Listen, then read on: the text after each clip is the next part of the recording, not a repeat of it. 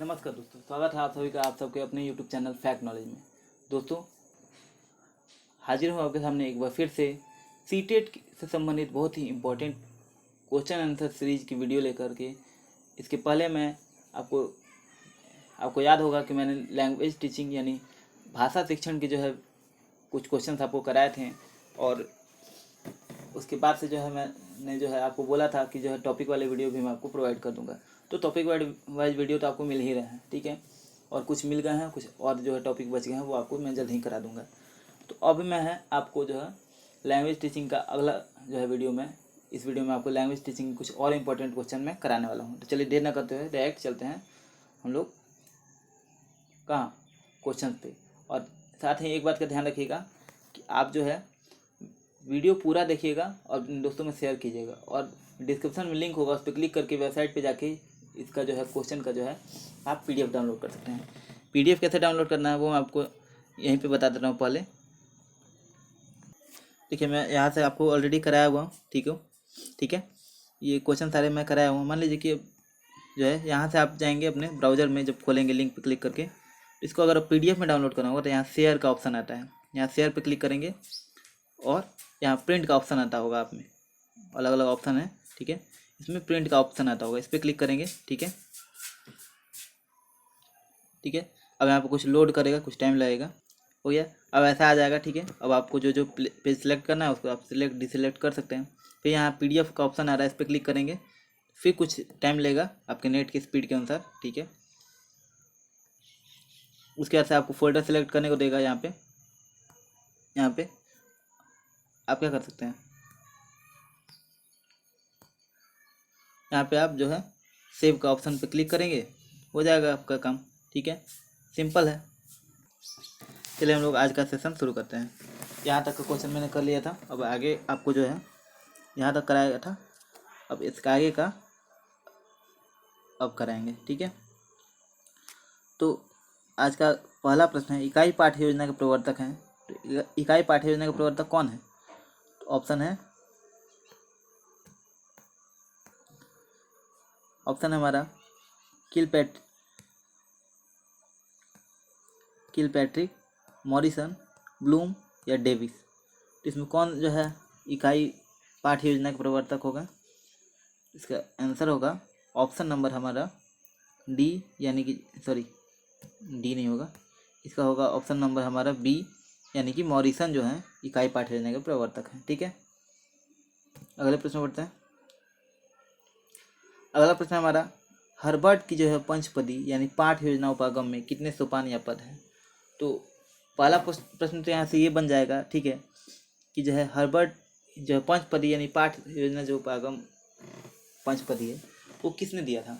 तो आपको याद रखना हर्बर्ट ने दिया था। अब हर्बर्ट की पंचपदी योजना कि कितने पद या सोपान हैं? तो ये क्वेश्चन मैं आई थिंक आपको जब टीचिंग मेथड करा रहा था ना, उस टाइम मैंने आपको ये क्वेश्चन शायद कराया हुआ है, आई थिंक मैंने कराया हुआ क्वेश्चन। तो इसका आंसर जल्दी से अपने कमेंट बॉक्स में लिखिए कि क्या होगा, ठीक है। प्रश्न संख्या जरूर लिखिएगा, ठीक है, ताकि मुझे पता चल सके कि आपने किसका आंसर दिया है। तो इसका करेक्ट आंसर होगा ऑप्शन नंबर हमारा ए, यानी कि 5 हर्बर्ट की पंचपदी योजना, यानी पंचपदी यानी कि 5 सोपान हैं या 5 पद हैं। इससे ऑप्शन से ही क्वेश्चन से ही पता चल जा रहा है, यानी कि ऑप्शन ए हो जाएगा, ठीक है। अगले प्रश्न बढ़ते हैं। अगला प्रश्न है, भाषा शिक्षण में मूल्यांकन उपागम का प्रवर्तक है। तो भाषा शिक्षण में मूल्यांकन उपागम का प्रवर्तक कौन है? तो मॉरिसन है, किलपैट्रिक हैं, बीएस ब्लूम है या किकपैट्रिक है? कौन है? आपको क्या लगता है? आपको आंसर पता है तो भी, नहीं पता है तो भी अपना आंसर कमेंट बॉक्स में लिखिए। देखिए, कमेंट करना ज़रूरी है ताकि मुझे आपकी पता चल सके कि आपकी लर्निंग कितनी हुई है, कितनी मुझे मेहनत करने की ज़रूरत है। क्योंकि ये कहीं ना कहीं एक टीचर की फेलियर हो जाती है कि बच्चों को समझ में नहीं आ पा रहा है। ये बच्चे की फेलियर नहीं कहलाती है, टीचर की फेलियर कहलाती है। सीटेट अगर आप कर रहे हैं तो सीटेट के लिए भी आपको पढ़ना यही चीज़ है कि बच्चे की परेशानी हो रही है, इस चीज़ को समझना बहुत ज़रूरी है। तो मुझे पता चल सके कि आपको परेशानी कहाँ हो रही है, मुझे और कितनी मेहनत करने की ज़रूरत है, कितना डिस्क्राइब करूँगा, तो आपको समझ में आएगा, या कम डिस्क्राइब कर रहा हूँ मैं या ज़्यादा डिस्क्राइब कर रहा हूँ, ये सारी चीज़ आप मुझे कमेंट करके बताओगे, तभी तो मैं उसके आंसर करूँगा। आपको क्या चाहिए और टेस्ट सीरीज की संख्या मैं बढ़ा दूँ या कम कर दूँ, ये सारी चीज़ें आप मुझे बताएंगे, ठीक है। तो इसका आंसर जल्दी से अपना कमेंट बॉक्स में बताइए। तो इसका आंसर होगा ऑप्शन नंबर हमारा सी, यानी कि जो है BS ब्लूम जो है ये इसके करेक्ट आंसर हो जाएंगे। भाषा शिक्षण में जो है मूल्यांकन का कॉन्सेप्ट उन्होंने नहीं दिया था, ठीक है। अगला प्रश्न, वस्तुनिष्ठ परीक्षा की विशेषता नहीं है। तो नहीं वाले प्रश्नों को मैंने पहले भी बोला हुआ कि बहुत एकदम सावधानी से करना है, ठीक है। 1 नंबर फ्री के एकदम होते हैं, लेकिन जो है आपको जो है थोड़े से मिस्टेक, थोड़े से जल्दबाजी के चक्कर में मैक्सिमम लोगों के ये क्वेश्चन गलत हो जाते हैं। तो आपको क्या करना है, यहाँ पे काम रख के एकदम शांति से पढ़ना है। क्वेश्चन क्या कह रहा है कि वस्तुनिष्ठ प्रश्न यानी कि ऑब्जेक्टिव प्रश्न होते हैं, उसकी विशेषता क्या नहीं है। तो विश्वसनीयता, वैधता, या एक ही उत्तर होता है या कई उत्तर होते हैं। इसका करेक्ट आंसर बताना है आपको, कौन सा ऑप्शन सही होगा। जल्दी से कमेंट बॉक्स में लिखिए, ठीक है, क्या इसका आंसर होगा। आपको लिखना है क्वेश्चन नंबर 24 या फिर 24 लिख करके और डैश दे करके आंसर लिखना है, A B C या D, कौन सा होगा, ठीक है। अब मैं इसका आंसर बताता हूँ। तो इसका आंसर होगा ऑप्शन नंबर हमारा D, यानी कि कई उत्तर होते हैं। ये जो है करेक्ट आंसर हो जाएगा, यानी कि जो है ये जो ऑप्शन गलत है। ये यानी कि ये जो है वस्तुनिष्ठ प्रश्न की यानी ऑब्जेक्टिव क्वेश्चन की विशेषता नहीं है। ऑब्जेक्टिव क्वेश्चन क्या है, बिल्कुल कोई भी प्रश्न पत्र आप बनाते हैं तो प्रश्न माला तैयार करना है, प्रश्न पत्र तैयार करने जब आपने अपना BTC BA DL जो भी किया होगा उसमें आपको पढ़ाया गया होगा प्रश्न कि क्वेश्चन पेपर कैसे तैयार करते हैं, ठीक है। तो उसमें क्या होता है, प्रश्न पत्र के जो प्रश्न है वो विश्वसनीय होते हैं, वैधता होनी चाहिए, वैध क्वेश्चन होने चाहिए, और बाकी 2 ऑप्शन तो बिल्कुल सही हैं।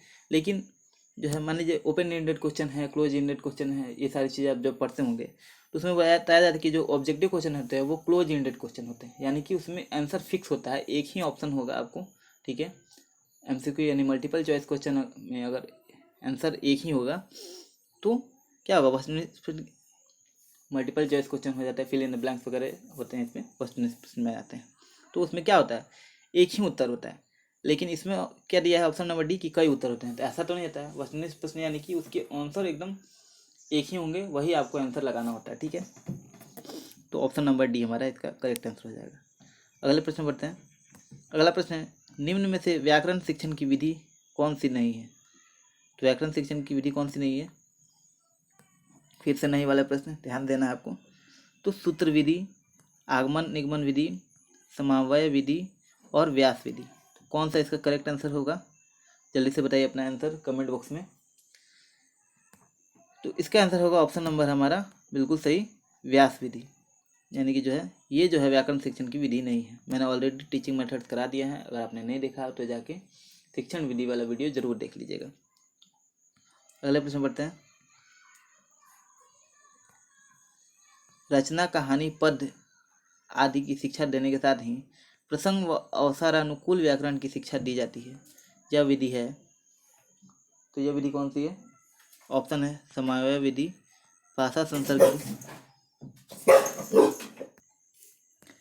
तो रचना, कहानी, पद्य आदि की शिक्षा देने के साथ ही प्रसंग व अवसरानुकूल व्याकरण की जो शिक्षा है दी जाती है वो कौन सी विधि कहलाती है।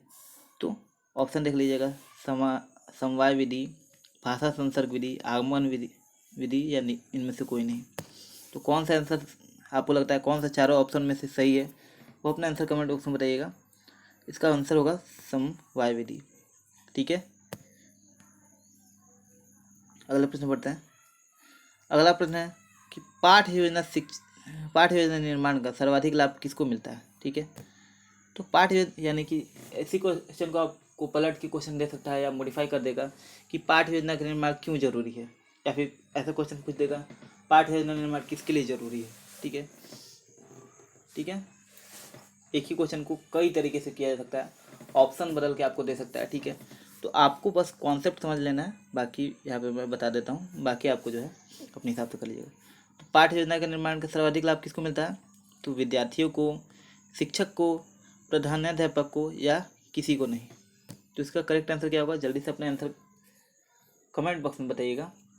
इसका आंसर होगा ऑप्शन नंबर हमारा बी, यानी कि शिक्षक को। ये जो है इसका करेक्ट आंसर हो जाएगा। अब देखिए कैसे होगा। तो पाठ निर्माण का सर्वाधिक लाभ किसको मिलेगा? आप सोचेंगे कि आप आँख मूंद के जो है विद्यार्थियों को मार दोगे। बहुत सारे लोग इसमें होंगे जो आंसर ऑप्शन नंबर ए दे दिए होंगे। अब देखिए सीधी बात तो यह है कि इनमें से किसी को नहीं तो होगा नहीं, ये ऑप्शन तो गल सिरे काट लीजिए। और प्रधानाध्यापक को भी काट दीजिए, क्योंकि प्रधानाध्यापक का इसमें क्या काम। अब विद्यार्थी या शिक्षक, यही दो लोग आते हैं। अब इसमें से विद्यार्थियों को बहुत सारे लोग मार दिए होंगे। क्यों? वो लोग समझते होंगे कि लेसन प्लान, पाठ्य योजना जो है उन्हीं के लिए तो तैयार किया जाता है, लेकिन नहीं। पाठ्य योजना जो है शिक्षक अपने लिए तैयार करता है। क्यों? अब देखिए समझने की कोशिश कीजिएगा कैसे। मैंने पहले भी आपको बताया हुआ है कि देखिए ये शिक्षक की फेलियर होती है अगर कोई बच्चा सीख ना पाता है, ठीक है, और कोई बच्चा समझ नहीं पा रहा है, कॉन्सेप्ट को नहीं पढ़ पा रहा है, तो बच्चे की फेलियर नहीं, कि बच्चे तो सीखने की जन्मजात क्षमता के साथ पैदा ही होते हैं। ये क्वेश्चन भी आया हुआ है सीटेट में, ठीक है, सीखने की उनमें जन्मजात क्षमता होती है। लेकिन एक शिक्षक जो है वो उस हिसाब से, हर बच्चे की क्षमता अलग अलग होती है, कुछ थोड़ा सा डिफरेंसेस होते हैं, इंडिविजुअल डिफरेंसेस, उसके हिसाब से शिक्षक को मॉडिफाई करना होता है, अपना नया अपने हिसाब से टीचिंग मेथड को चेंज करना पड़ता है। अब तब तो उनका डायग्नोस करता है और उसके हिसाब से रेमेडियल टीचिंग करता है, ठीक है। तो क्या होगा यहाँ पे जो है, अब पाठ्य योजना क्या क्यों तैयार करता है शिक्षक? ताकि वो सिस्टमेटिक वे में तैयार कर सके, कुछ छूट ना जाए, ठीक है। क्या क्या चीज़ें पढ़ानी है शिक्षक अपने हिसाब से तैयार कर ले, कि जो है क्या क्या चीज़ें बच्चे को जो है पढ़ानी है, वो पहले ही वो उसके दिमाग में रहेगा, कोई पॉइंट छूट नहीं जाएगा। किस सिस्टम से उसको पढ़ाना है, इस चैप्टर मान लीजिए इस चैप्टर को पढ़ाना है, जैसे कि फूड चैप्टर को पढ़ाना है, तो उस चीज़ में क्या क्या चीज़ें हमको बोलनी है, क्या क्या चीज़ें उसको जो है पहले से प्रिपेयर कर पाए, किस हिसाब से लेके चलना है मुझे, क्या बिंदुओं को उसमें लेकर के चलना है, ठीक है, कैसे लेके चलना है, इन सारी चीज़ों को पहले ही तैयार कर लेता है, नोट डाउन कर लेता है। जैसे अपने एग्जाम में आप प्रश्न को आंसर लिखते होंगे आप, तो पॉइंट वाइज लिखते हैं ना, बस वैसे ही तैयार करना होता है। हाँ, मतलब एक उदाहरण दे रहा हूँ मैं, वैसे ही तैयार कर लिया जाता है, ठीक है। तो एक पॉइंट टाइप होता है, आपको जो है क्या करना है, एक बच्चे के लिए तैयार किया जाता है। जब बच्चे के लिए तैयार करते हैं तो क्या होता है, वो बच्चे के लिए तो होता है, लेकिन वो आप अपने हिसाब से अपने लिए तैयार करते हैं, ताकि आपसे कुछ ना छूट जाए, ताकि बच्चे में कोई प्रॉब्लम ना हो, बच्चे को जो है लर्निंग में कोई प्रॉब्लम ना हो। यानी कि आप जो है अपने लिए तैयार करते हैं, ना कि बच्चे के लिए, ठीक है। तो पाठ्य योजना का सर्वाधिक लाभ किसको मिलता है? शिक्षक को मिलता है, ना कि बच्चे को। बच्चा तो आप ऐसे लेसन प्लान ना बना करके ऐसे पढ़ाएंगे तो नहीं चलेगा। क्या चलेगा ना, बच्चे को तो कॉन्सेप्ट से मतलब है, उसको तो पढ़ाई से मतलब है, लर्निंग से मतलब है।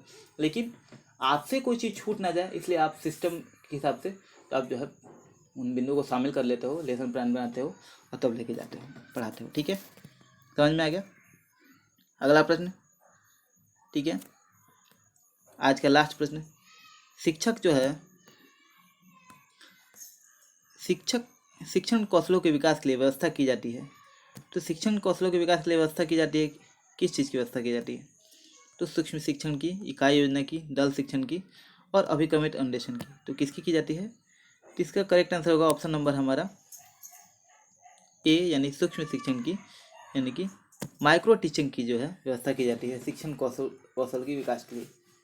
अब इसके बारे में समझना है आपको। देखिए क्या है सूक्ष्म शिक्षण, यानी कि छोटी छोटी चीज़ों, देखिए शिक्षण कौशल, आप शिक्षण कौशल है उस चीज़ का विकास करने के लिए क्या करते हैं आप? ट्रेनिंग वगैरह आपको होता है, पोस्ट, यानी कि आपके ज्वाइनिंग से पहले, जैसे कि आपने कराया किया होगा DLED या BEd, उसके बाद से ज्वाइनिंग के बाद से भी बीच बीच में आपके जो है जॉब के बीच में आपके ट्रेनिंग होते रहते हैं समय से, ठीक है।